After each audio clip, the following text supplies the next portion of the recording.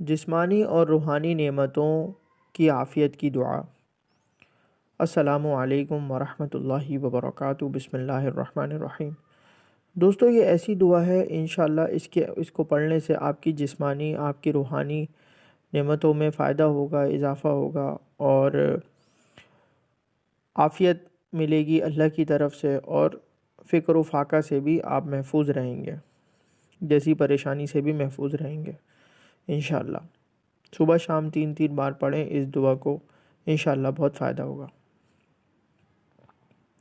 دعا پڑھیں گے، پھر اس کے بعد اس کا ترجمہ۔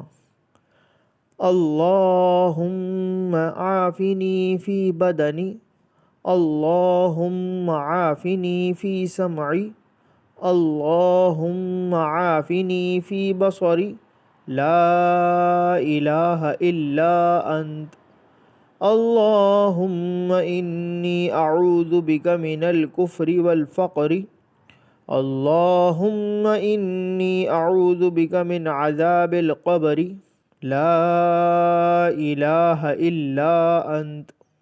ترجمہ: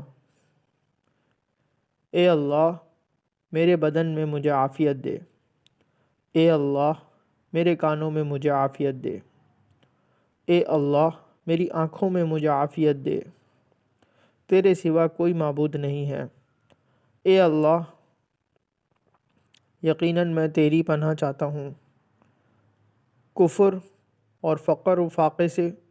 اے اللہ، بے شک میں تیری پناہ چاہتا ہوں عذاب قبر سے، تیرے سوا کوئی معبود نہیں۔ آمین۔ مزید ایسی دینی معلومات حاصل کرنے کے لیے چینل کو سبسکرائب، لائک، شیئر ضرور کیجیے۔ جزاک اللہ خیرہ۔